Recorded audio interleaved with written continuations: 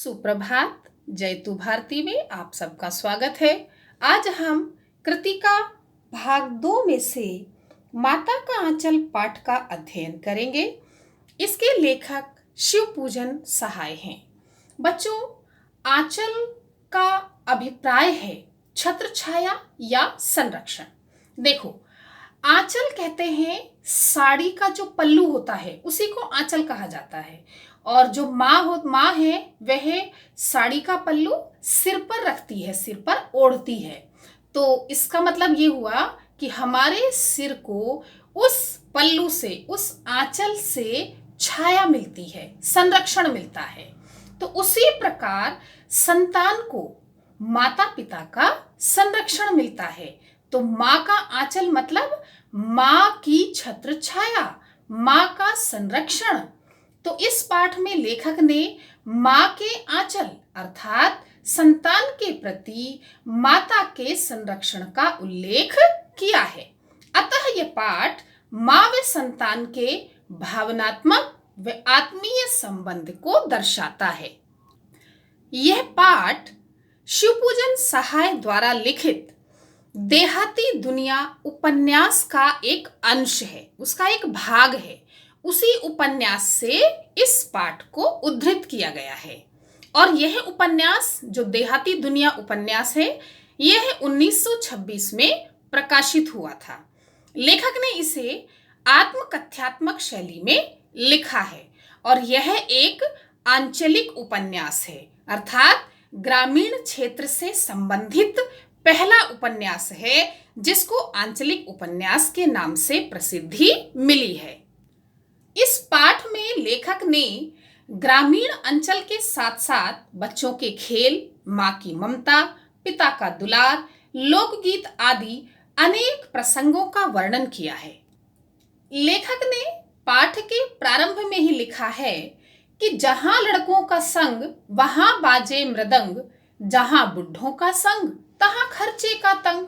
अर्थात जहां लड़के होते हैं, जहां बच्चे होते हैं, वहां हुड़दंग होता है, शोर शराबा होता है, खेल कूद होते हैं। और जहां बुजुर्ग लोग बैठे होते हैं, बड़े बूढ़े होते हैं, वहां पर या तो खर्च की बात होगी कि इतना खर्च हो रहा है, और या आमदनी की बात, तो वो लोग आमदनी और खर्चे की ही बात करते हैं। अर्थात उन्हें हर समय एक चिंता रहती है।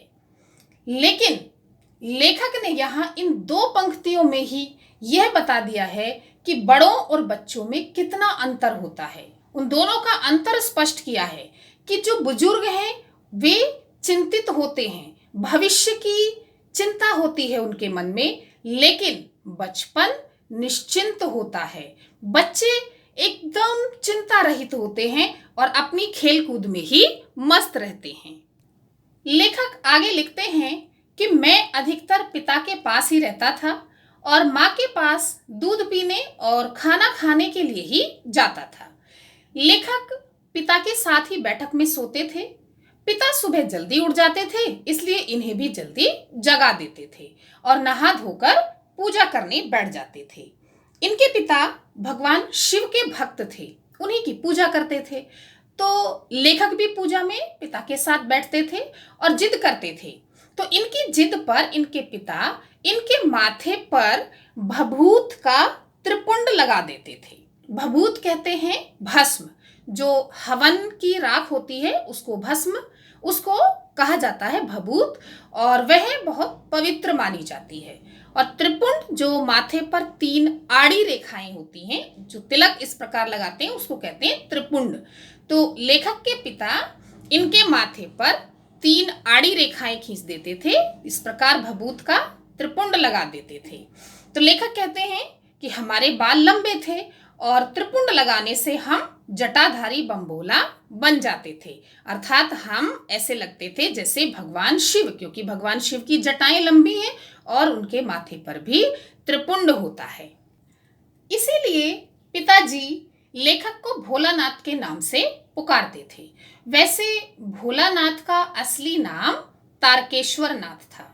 बच्चों, यहाँ आपको एक जिज्ञासा होगी कि भोलानाथ, तारकेश्वर नाथ और शिवपूजन सहाय एक ही व्यक्ति हैं या अलग अलग हैं? तो मैं स्पष्ट कर दूं कि ये तीनों नाम एक ही व्यक्ति के हैं। वास्तव में शिवपूजन सहाय का बचपन का नाम तारकेश्वर नाथ था। केवल इनके पिता इन्हें भोलानाथ के नाम से पुकारते थे और लेखक यानी कि भोलानाथ या तारकेश्वर नाथ या शिवपूजन सहाय अपने पिता को बाबूजी और माँ को मैया कहते थे। लेखक आगे लिखते हैं कि पिता पूजा पाठ करके रामनामा बही पर 1000 बार राम नाम लिखते थे। बही कहते हैं रजिस्टर को, तो रजिस्टर में वो 1000 बार राम नाम लिखते थे और उसके बाद 500 बार छोटे छोटे कागज के टुकड़ों पर राम नाम लिखते थे और फिर उन्हें आटे की गोलियों में लपेटकर गंगा नदी पर मछलियों को खिलाने के लिए जाते थे। यानी कि पहले उन्होंने 500 पेपर के छोटे छोटे टुकड़े किए, फिर उस पर राम नाम लिखा, फिर उनको आटे की गोलियों में लपेट दिया और मछलियों को खिलाने के लिए चले जाते थे। उस समय लेखक भी अपने पिता के कंधे पर बैठकर जाते थे, क्योंकि बच्चों उस जमाने में जब का इसमें वर्णन है 30 के दशक का वर्णन किया गया है इस पाठ में, क्योंकि 1926 में ये प्रकाशित हुआ था उपन्यास, तो उसी के आसपास के समय का वर्णन है इसमें। तो उस समय कोई मोटरसाइकिल पे या गाड़ी से नहीं जाता था, बल्कि पैदल ही लोग आना जाना करते थे, सफर करते थे और जो बच्चे होते थे वो अपने पिता, दादा, चाचा, ताऊ उनके कंधे पर बैठकर जाया करते थे। तो उसी का उल्लेख करते हुए लेखक यहाँ लिखते हैं कि जब लेखक के पिता नदी पर जाते थे मछलियों को आटे की गोलियां खिलाने के लिए, तो लेखक अपने पिता के कंधे पर बैठकर जाते थे और वहां से वापस आते समय इनके पिता इन्हें रास्ते में पेड़ों की डालियों पर झूला झुलाते थे। जो डालियां थोड़ी नीचे झुकी होती थी उन पर बिठा करके भोलानाथ को वे झूला झुलाते थे। लेखक के पिताजी लेखक भोलानाथ के साथ खेलते भी थे, जैसे आज के समय में भी खेलते हैं, लेकिन कह सकते हैं कि इस समय में पिता के पास और माँ के पास इतना समय नहीं होता है, क्योंकि दोनों ही वर्किंग हैं, बाहर काम पर जाना है, बच्चों को स्कूल जाना है, तो इतना समय नहीं होता कि खेल पाएं। लेकिन फिर भी कुछ अभिभावक, कुछ माता पिता अपने बच्चों के लिए समय निकालते हैं और उनके साथ खेलते भी हैं। तो भोलानाथ के जो पिता थे वे भी उनके साथ खेलते थे। कैसे खेलते थे? कभी कुश्ती खेलते थे और कुश्ती में जानबूझ करके उनसे हार जाते थे। किससे? अपने पुत्र से हार जाते थे और पीठ के बल गिर पड़ते थे। कभी बनावटी रोना रोने लगते थे, जैसे हार जाने पर बच्चा रोता है, उसी तरह पिता पुत्र से हार जाते थे और फिर बनावटी रोते थे और लेखक अपने पिता को रोते देखकर खूब हंसते थे। भोलानाथ अपने पिता के साथ ही भोजन करते थे। जब लेखक खाना खा चुके होते थे, यानी कि इनके पिता उनको छोटे छोटे टुकड़े खिलाते रहते थे, तो ये जल्दी कह देते थे मेरा पेट भर गया, मुझे और नहीं खाना है। तो इनकी माँ आती थी और इनके पिता से यानी कि भोलानाथ के पिता से कहती थी कि तुम्हें बच्चों को खाना खिलाना नहीं आता, पुरुष नहीं जानते कि बच्चों को कैसे खिलाया जाता है, मैं खिलाऊंगी अपने बेटे को। और कहती थी कि जब खाएगा बड़े बड़े कोर तब पाएगा दुनिया में ठोर, अर्थात जब बच्चा बड़े बड़े कोर, कोर कहते हैं निवाला, बाइट, ग्रास खाएगा तभी तो दुनिया में ठोर पाएगा, अर्थात शक्तिशाली बनकर अपना स्थान बना पाएगा। और माँ अपने बच्चे को खाना खिलाने लग जाती थी और कैसे बड़े बड़े बाइट बनाती थी और उनके बनावटी नाम रख देती थी, ये चिड़िया है, ये कौवा है, ये मैना है, और कहती थी जल्दी से खाओ भोलानाथ, नहीं तो ये उड़ जाएंगे।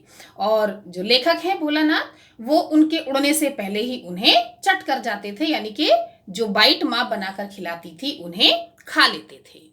भोलानाथ की माँ कभी कभी इनको पकड़कर इनके सिर में सरसों का तेल डाल देती थी और उसके बाद कंघी करके इनकी चोटी बना देती थी और काजल का टीका लगाकर कुर्ता धोती पहना देती थी। और लेखक कहते हैं कि हम जब इस प्रकार से तैयार हो जाते थे तो बिल्कुल कृष्ण कन्हैया जैसे दिखने लगते थे, जैसे बाल कृष्ण आपने फोटो में देखे हैं, टीवी पर देखे हैं, जैसे बाल कृष्ण के बाल सिर पर हैं, चोटी बनी हुई है, तिलक लगा हुआ है, कुर्ता धोती पहने हुए हैं, तो इसी तरह से ये भी कन्हैया बन जाते थे। बच्चों यहाँ एक बात और स्पष्ट कर दूं कि ये लड़के होने के बावजूद इनके बाल बड़े क्यों थे।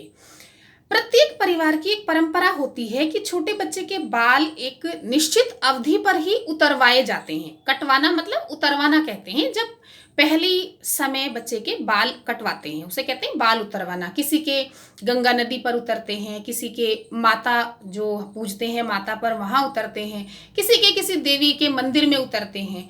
तो हो सकता है कि भोलानाथ के बाल तब तक नहीं उतरे थे, इसीलिए इनके बाल बड़े थे और इनकी माँ इनकी चोटी बनाती थी।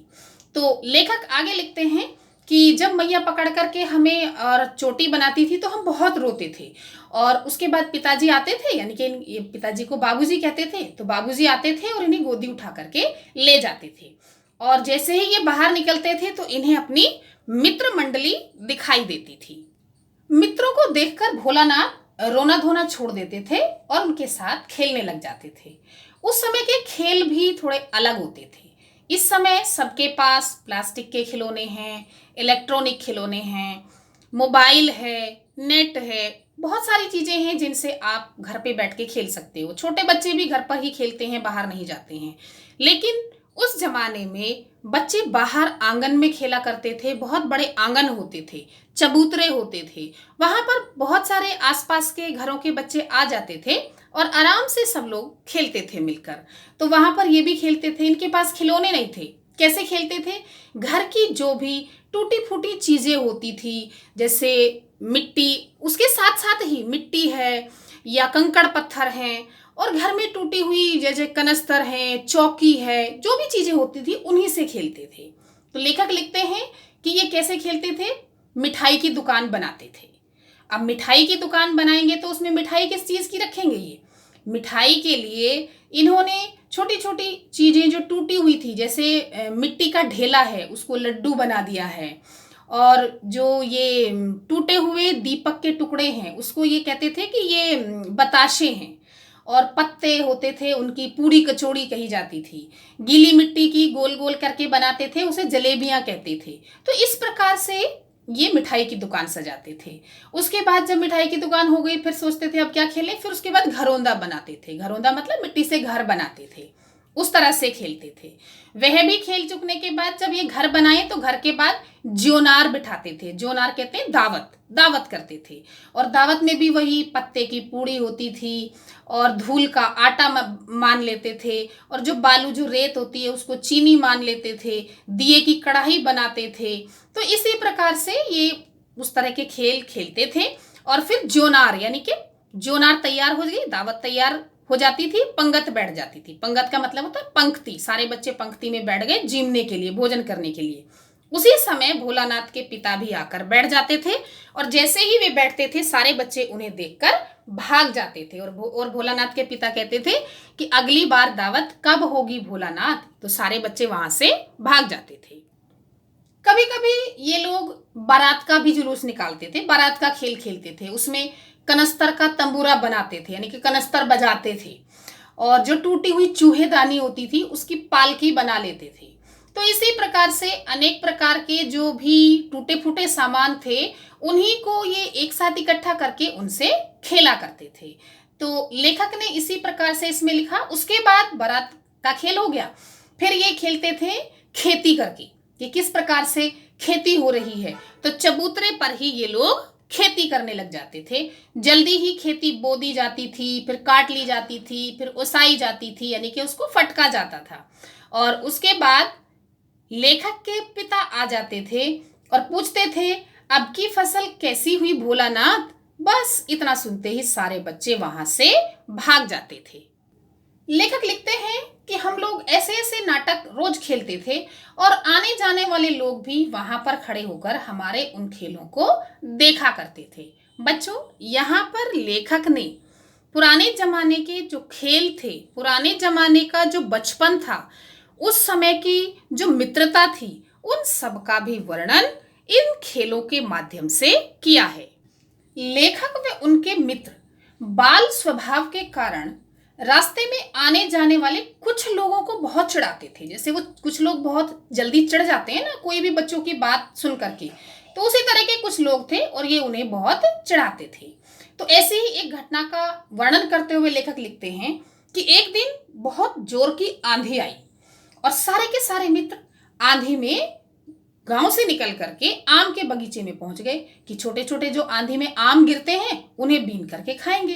अब ये सब लोग वहां पहुंच गए। आंधी के बाद तेज बारिश हुई। जब बारिश हुई तो आसपास बिच्छू निकल आए। अब बिच्छू से सारे के सारे बच्चे डर कर भागे। वहां से भागे तो रास्ते में जैसे ही गांव के पास आए, नजदीक आए, तो इन्हें एक व्यक्ति दिखाई दिया जिसका नाम था मूसन तिवारी। वह एक बुजुर्ग व्यक्ति था। फिर क्या था, भोलानाथ की मित्र मंडली में एक इनका जो लड़का था, इनके साथ इनका मित्र, वह था बैजू। और वो थोड़ा ढीठ था, थोड़ा बड़ा भी था आयु में। तो उसने मूसन तिवारी को चढ़ाना शुरू किया। उसके साथ साथ सारे बच्चे चढ़ाने लग गए। अब तिवारी जी को बहुत गुस्सा आया। उसने इन्हें तो वहां से डांट कर भगा दिया और खुद इनकी पाठशाला में पहुंच गए। अब गुरुजी से इनकी शिकायत कर दी। तो गुरुजी ने बैजू को और भोलानाथ को बुलाया। बैजू बड़ा था और चालाक था, वह तो भाग गया, लेकिन पकड़ में कौन आए, भोलानाथ। और भोलानाथ की खूब पिटाई हुई। जैसे ही पिताजी को पता चला, पिताजी पाठशाला पहुंचे और वहां से गुरुजी से माफी मांगकर इनको घर ले आए। घर आते हुए रास्ते में लेखक रो रहे थे। इतने में ही उन्हें लड़कों का झुंड दिखाई दिया और लड़कों का झुंड देखते ही तो बस लेखक रोना धोना भूल गए और अपने पिता की गोद से उतरकर उनके साथ खेलने लगे। खेलते खेलते सभी बच्चे खेतों की तरफ निकल गए और वहीं पास में एक मकई का खेत था। मकई कहते हैं मक्का। और मक्का के खेत में बहुत सारे कौवे और चिड़िया मक्का के दाने खाने के लिए आ जाते हैं। उसी खेत में सारे बच्चे घुस गए चिड़िया पकड़ने के लिए, लेकिन चिड़िया तो इन्हीं के हाथ में पकड़ में नहीं आई। उसके बाद इन्होंने क्या किया, बच्चे का स्वभाव, बाल स्वभाव जिसे कहते हैं, खेलते खेलते दूसरी जगह पहुंच गए। तो एक टीले पर पहुंच गए जहां मिट्टी का थोड़ा सा ढेर लगा हुआ था। तो वहां पानी भरा हुआ था, बारिश तभी रुकी थी तो पानी भरा हुआ था। वहां एक चूहे का बिल था। उस बिल में से पानी उलीचने लगे, पानी निकाल करके फेंकने लगे, लेकिन पानी तो ये निकाल नहीं पाए। इतने में ही वहां पर एक सांप दिखाई दिया। अब सांप देखते ही सारे बच्चे बहुत बुरी तरह से डर गए और वहां से भागे। इतनी तेजी से भागे कि कोई गिरा, किसी को चोट लगी, किसी को खरोंच आई, पैर लहूलुहान हो गए, पैरों में कांटे चुभ गए। सब अपनी पूरी ताकत से दौड़े और अपने अपने घरों में जाकर घुस गए। लेखक लिखते हैं कि जब लेखक भोलानाथ घर आए तो उनके पिताजी बैठक के बरामदे में बैठे हुक्का पी रहे थे। उन्होंने भोलानाथ को पुकारा, पर उनकी बात अनसुनी करके लेखक दौड़ते हुए अपनी माँ के पास ही चले गए और जाकर अपनी माँ की गोद में छिप गए। माँ चावल साफ कर रही थी, जल्दी से चावल की थाली नीचे रखी और भोलानाथ को डरा हुआ और रोता हुआ देखकर अपनी गोद में उठा लिया। बार बार उसे चुप कराने की कोशिश कर रही, उसे अपने आंचल में छुपा लिया और उससे बार बार यही पूछ रही कि क्या हुआ क्या हुआ। लेकिन भोलानाथ इतना डरा हुआ था कि उसके मुख से सा सा शब्द तो निकल रहा था, लेकिन स्पष्ट रूप से सांप शब्द नहीं बोल रहा था। उसके पैर में भी चोट लगी थी, खून निकल रहा था, तो जल्दी से हल्दी का लेप लगाया गया। इसी बीच लेखक के बाबूजी जो बाहर बैठे हुए थे वे अंदर आए और लेखक यानी कि भोलानाथ को अपनी गोद में लेना चाहा, क्योंकि भोलानाथ ज्यादातर अपने पिता के पास ही रहते थे। लेकिन भोलानाथ माँ की गोद से नहीं उतरे, पिता की गोद में नहीं गए और माँ के आंचल में छिप गए। अर्थात भोलानाथ को उस समय माँ की गोद ही सबसे सुरक्षित लग रही थी। बच्चों, माँ और पुत्र का इतना घनिष्ठ संबंध होता है कि जब भी चोट लगती है या कोई दुख हमें होता है तो हमारे मुख से एक ही शब्द निकलता है और वह होता है माँ। तो माँ अपने बच्चे की रक्षा के लिए कुछ भी कर सकती है और इस पाठ में लेखक ने माँ और संतान के उसी आत्मीय संबंध का वर्णन किया है। तो आशा है आपको भी यह पाठ समझ में आ गया होगा और एक बात ये भी समझ में आ गई होगी कि बच्चे के जीवन में माँ का कितना महत्व होता है, एक बच्चे के लिए माँ कितनी महत्वपूर्ण भूमिका निभाती है और माँ की गोद बच्चे के लिए इस दुनिया में सबसे सुरक्षित जगह है। उससे सुरक्षित इस दुनिया में और कुछ भी नहीं है। इसीलिए बच्चा जब भी संकट में होता है, प्रत्येक व्यक्ति को, मित्र को, पिता को, भाई को, बहन को, सबको छोड़कर वह केवल माँ के पास ही जाता है। तो माँ और पुत्र का आत्मीय, भावनात्मक, घनिष्ठ संबंध होता है। तो ये पाठ आपको स्पष्ट हो गया होगा। धन्यवाद।